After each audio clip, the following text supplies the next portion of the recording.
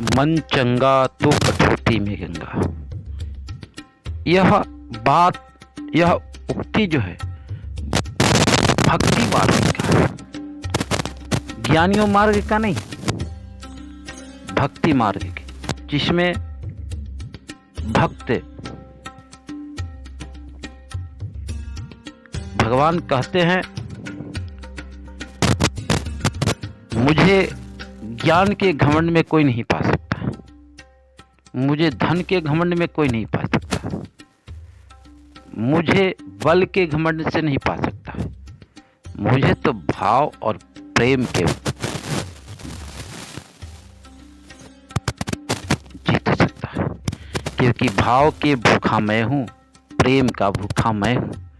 प्रेम से अगर कोई पुकारता है, प्रेम से अगर मेरी भक्ति करता है, श्रद्धा से जो मेरे चाह करता है, तो मैं उसको प्राप्त हो जाता हूँ और मुझे किसी की भक्ति की आवश्यकता, धन की और बल की आवश्यकता नहीं है। परमात्मा बड़ा दयालु है,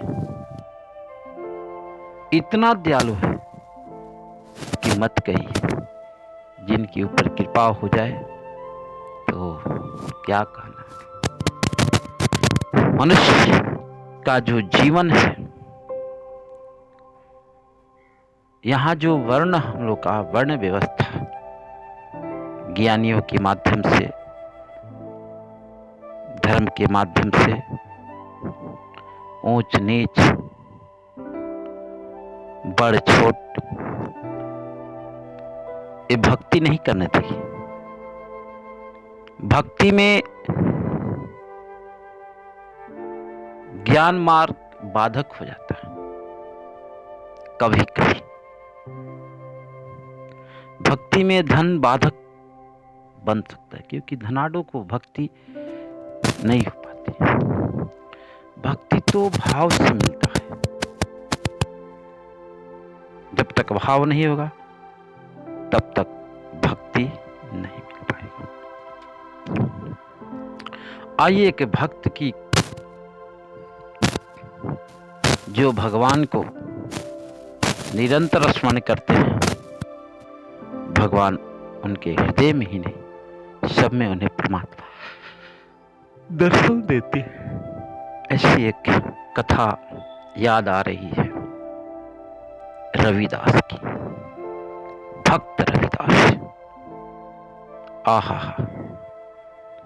मैंने कहा ना, जात पात पूछे नहीं कोई, हरि को भजे से हरि को होई।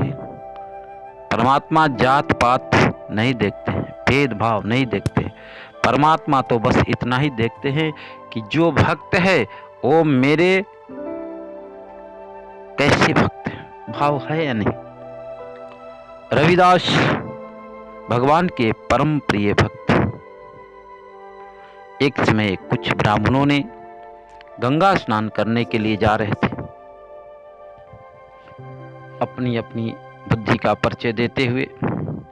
रास्ते में रविदास का दर्शन हो गया। उससे ब्राह्मणों में एक ब्राह्मण के पनही टूट चुका था, वो पनही को सिलने के लिए वहां चले गए।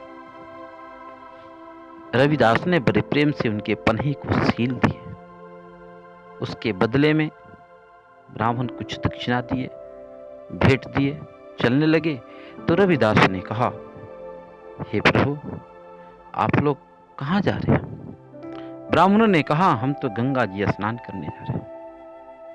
तो रविदास ने बोले कि ठीक है, आप जा रहे हैं तो मेरे भी एक भेंट गंगा जी को स्वीकार कर देना, बशर्ते शर्त यही है कि जब गंगा जी हाथ फैला करके आगे बढ़ा करके जब ले तो देना। ब्राह्मणों ने अछूता मान करके उसे लेना स्वीकार नहीं किए। ब्राह्मणों ने कहा, जो कुछ देना ये पत्थर पर रख दो। पत्थर पर रख दिए। जल छोड़ करके फिर उसे उठा करके ब्राह्मण लोग ले करके गए, गंगा जी में स्नान किए। गंगा जी से प्रार्थना की, हे माँ गंगे, मेरे पाप को धो डालो, मैंने बड़ा पापी हूँ। स्नान ध्यान करके चलने लगे तो गंगा जी से प्रार्थना किए, हे माँ गंगे, ये रविदास जो भगत जी हैं, इन्होंने आपके लिए भेंट दी है, आप इसे स्वीकार करो। कुछ क्षणों के लिए तो कुछ नहीं आवाज आया, लेकिन थोड़ी देर के बाद जब ब्राह्मण निकलने लगे तो आवाज आई, हे विप्रवरो, जो रविदास भगत जी ने मुझे भेंट दी, लाओ, मुझे स्वीकार। उन्होंने भेंट को लिए, हाथ को आगे बढ़ाई। ब्राह्मण ने उस भेंट को माँ गंगा के हाथ में रखा। थोड़ी देर के बाद एक कंगन निकला, आवाज देते हैं, हे विप्रवरो, यह कंगन रविदास जी को आप स्वीकार कर प्राप्त करा देना, भेंट स्वीकार, भेंट स्वरूप में। अब ब्राह्मणों ने उस कंगन को लिया। कंगन को लेकर के बड़ा लोभ समाया, इस कंगन को अगर राज दरबार में दिया जाए तो राजा मुझे मालमाल कर देंगे। अब सब ब्राह्मणों के मन में लोभ आ गया। वह कंगन को लेकर के सभी ब्राह्मण अपने अपने घर को चले गए। प्रातः काल हुआ, ब्राह्मण सब मिल करके राजा के राजमहल में गए। जो काशी नरेश के पास पहुंचे, बोले, है महाराज, हम लोग की तपस्या के बल से गंगा जी ने आपको कुछ भेंट दी, आप इसे स्वीकार करो। राजा ने कहा, आपने तपस्या की तो गंगा जी आपको दी, तो आपको स्वीकार है, आप रखो। बोले कि नहीं महाराज, ये आप रख लो, हम लोग क्या करेंगे, गरीब ब्राह्मण लोग, आप राजा महाराजा हो। राजा ने उसे लेते हुए रानी को दिए। रानी ने देख करके बड़े आश्चर्यचकित हुए, बोले ये तो बड़ा सुंदर कंगन है, और एक हाथ में कैसे शोभा पाएगा, दोनों हाथ का चाहिए। आप दोनों हाथ के कंगन मंगाए। अब राजा ने सारे ब्राह्मणों को कहे, अरे भैया देखो, आप जहां से लाए हो, हमें दूसरा, इसी के दूसरा कंगन भी चाहिए, लेकर के आओ। अब तो ब्राह्मण लोग के हो गया चक्कर, कहां से कहां चले आए। अब ब्राह्मण लोग घबराए, फिर हाथ जोड़ के बोले, महाराज, ये कंगन गंगा जी तो भेंट दी थी, लेकिन गंगा जी रविदास जी महाराज को दिए थे, हम लोग को नहीं दिया था। हमने सोचा ये रविदास को क्या दे, आपको ही दे दिया जाए। राजा ने कहा, कोई बात नहीं, हम कल रविदास जी से मिलेंगे। ऐसा कह करके आज जो है राजमहल की ओर चले गए। प्रातः काल हुआ, ब्राह्मणों के साथ रविदास पहुंचते हैं। रविदास जी के कुटिया पर राजा को देख करके रविदास ने बड़ा स्वागत किए। बोले, महाराज, अगर आप आदेश किए होते तो मैं आपके महल में आ गए होते, आपको यहाँ तक आने का क्यों कष्ट करना पड़ा। आप जो है चिंता न करें, बोलिए आदेश करें। राजा बोले, भगत जी, रविदास जी,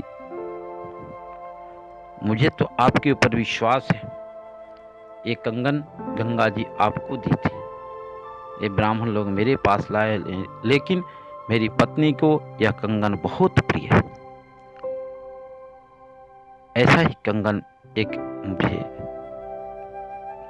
और चाहिए।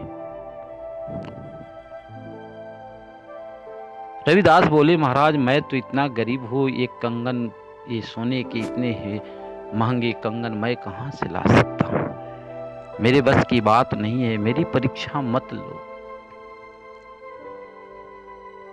ब्राह्मण ने बोला, तो आप ढोंग करते हो, कंगन ले आके दिखाओ। रविदास कहते, अब तो भक्ति की शक्ति और प्रभु की लीला ऐसी ही है तो अवश्य प्रार्थना करूंगा। आगे गंगा मैया की इच्छा। उन्होंने बैठ करके उस कंगन को सामने रख दिया और बैठ करके बड़े प्रेम से गंगा मैया की प्रार्थना किया। मैं आपका हूँ अपना ले, मैं हूँ तेरा तू अपना बना ले मुझे। मैं आपका हूँ अपना ले, मैं हूँ तेरा तू अपना बना ले मुझे, तू अपना बना ले मुझे। हे माँ, हे मातेश्वरी, अगर मैंने सच्चे दिल से तेरी भक्ति, तेरी पूजा, प्रभु की आराधना की हो, राजा का आदेश है, मेरी कोई आदेश नहीं है, निवेदन नहीं है, लेकिन राजा की आदेश, मेरी भक्ति दांव पर लगी है। आप जैसे कंगन एक दिए, दूसरा कंगन और भी प्राप्त करो। गंगा जी में उफान मारा, उस कठौते में ही गंगा जी प्रकट हो जाती है। बोलिए गंगा महारानी की जय। और एक कंगन जो दी थी, उसके दूसरा कंगन देती है। लो भक्तराज, ये कंगन आपका। भक्तराज ने कंगन को लेकर के माँ के चरणों में साष्टांग, माँ क्षमा चाहिए, मैंने आपको बड़ा कष्ट दिया। और रविदास उस कंगन को लेकर के राजा को समर्पण करते हैं हाथ जोड़कर। महाराज, मेरे तरफ से ब्राह्मणों को कोई दंड न दे, ये अज्ञानी ब्राह्मण है, भक्ति का रस ये क्या जानेंगे, आप इन्हें क्षमा कर देंगे। ब्राह्मण लोग वहां से शर्मिंदा महसूस करते हैं, अपने अपने घर को चले जाते हैं। भक्ति ऐसी होनी चाहिए, मन चंगा तो कठौती में गंगा। रविदास ने यह साबित करके दिखाया। संत रविदास भगवान भक्त के प्रिय हैं। भगवान जी कहते, भक्त मेरे मुकुटमणि, मैं भक्तन के दास। भक्त तो हमारे मुकुटमणि है, भक्त को मैं कैसे छोड़ सकता हूं। मन को शुद्ध बनाओ, निर्मल बनाओ, जात पात की भेद भावना को त्याग करो। ऊंचे घरानों में जन्म लेने से उच्चता नहीं मिलती है, सुंदर कर्म करो, कर्म ही उच्च शिखर को ले जाते हैं। भगवान की भक्ति में ऊंच नीच भेदभाव नहीं, भगवान की भक्ति में एकाग्रता के साथ पूर्ण रूपेण भक्ति होनी चाहिए। भक्ति ही जीवन का आधार है। और जब भगवान की भक्ति जिसके ऊपर छा जाए, फिर संसार दुश्मन हो जाए तो क्या करना, सब अपने हो जाते हैं।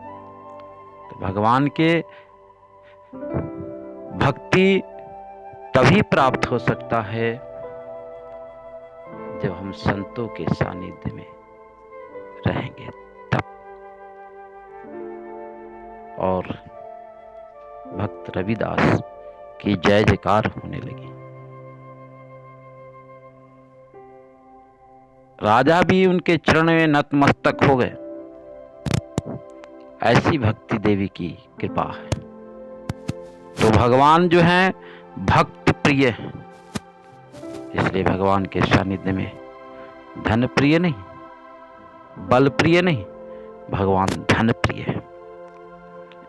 भगवान धन प्रिय नहीं, बल प्रिय नहीं, भगवान भक्त प्रिय है, भगवान भाव प्रिय है।